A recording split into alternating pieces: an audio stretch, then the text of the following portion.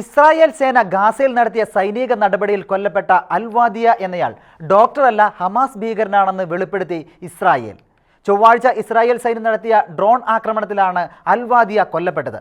Israel സൈന്യം ഗാസയിൽ മാനുഷിക പ്രവർത്തനങ്ങളിൽ മുഴുകിയിരുന്ന ആരോഗ്യ പ്രവർത്തകനെ കൊന്നു എന്ന തരത്തിലുള്ള വ്യാജ വാർത്തകൾ പ്രചരിപ്പിച്ചതിന്റെ അടിസ്ഥാനത്തിലാണ് ഇസ്രായേൽ സേന ഈ വെളിപ്പെടുത്തലുമായി രംഗത്തെത്തിയിരിക്കുന്നത്.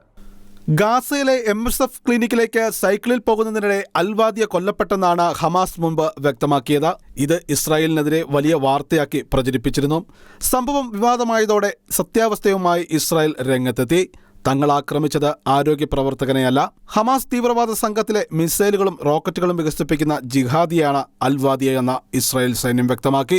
ഭീകരവാദ സംഘടനയുടെ മിസൈൽ ശ്രേണിയുടെ വികസനത്തിലും പുരോഗതിയിലും അൽവാദിയ പങ്കാളിയായിരുന്നുവെന്ന സൈന്യം പ്രസ്താവനയിൽ പറഞ്ഞു. ഇലക്ട്രോണിക്സ്, കെമിസ്ട്രി മേഖലകളിലെ ഇസ്ലാമിക് ജിഹാദിലെ അറിവിന്റെ ഉറവിടം കൂടിയാണ് അൽവാദിയ എന്ന IDF സ്ഥിരീകരിച്ചു. അൽവാദിയ ഭീകര സംഘടനയുടെ യൂണിഫോം ധരിച്ചിരിക്കുന്ന ചിത്രങ്ങൾ ഇസ്രായേൽ സൈന്യം പുറത്തുവിട്ടു.